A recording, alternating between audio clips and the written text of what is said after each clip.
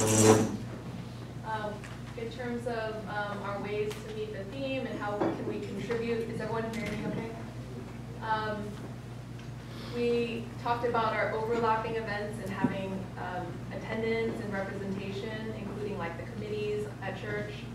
There's a moms group that meets on Mondays twice a month, which has some younger mothers and some of the older mothers from the Cantonese bilingual and Mandarin congregations.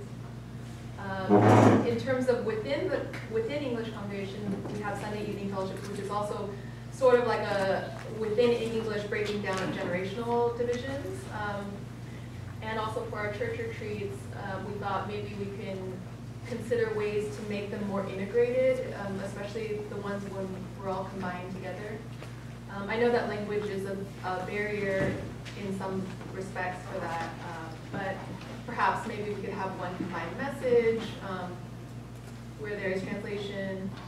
Maybe some of the workshops, I guess, could possibly be done that way.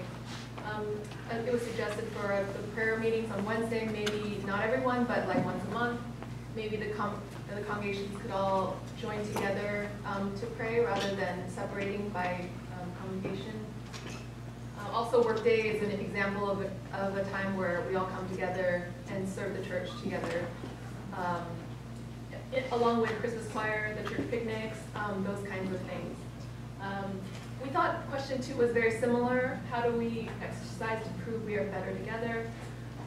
There was a suggestion also that maybe to consciously pray with other partners, either within the congregation or across congregation, to pray for greater unity and understanding of the needs of each congregation and the different groups within the church. For 3, our pitfalls that keep us from being together. And I think that we spent quite a long time talking about 3.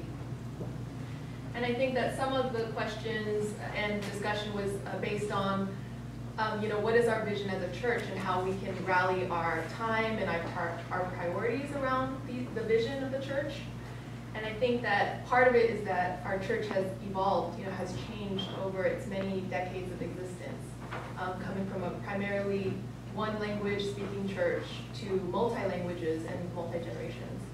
So I think that kind of evolution leads to maybe shifting changes in priority and focuses, and maybe younger generations have different ideas, older generations may like things the way they have always been. But there might be a diversity in values.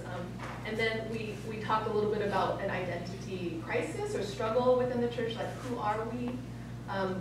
Maybe the answer will vary a lot from someone you ask in one congregation or another, or someone who's an older person or a younger person. And so the actions, number 4 is to ask what are the actions to avoid some of those pitfalls from the question above. And I think one person said, we can support the main vision, what the church has always been, is to reach Chinese immigrants, to reach Chinese-speaking people. And in some sense, we definitely do that because there are still Chinese speakers that come from overseas, wherever they may be from, but probably mostly from mainland China now. And then others thought maybe we should broaden our vision so that that may not be the focus, but our main focus and vision would actually be to do the opposite, is to break down the walls between the congregations and find a way for us to just fit under like a more general, we are the family of God regardless of language or regardless of nationality or where we came from, origin.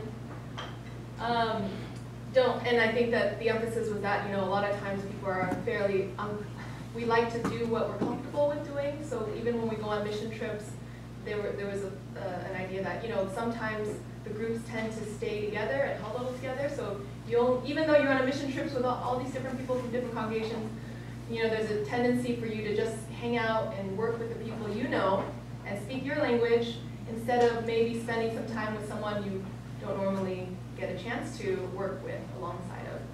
And for myself, I actually have had the opportunity to work on some committees, and I thought, what was really great was getting the perspective of those who are in other congregations who are, different from me. And so I think, some actions that we can all take is to make that conscious effort to look beyond what we're normally comfortable doing and who we're comfortable spending time with. And you know, just the thought, and I think this is a much longer and larger conversation, but whether there should be that discussion about who we are as a church and how we're changing and where we're going in the future. So I think that's where we ended. I don't know if Pastor Ryan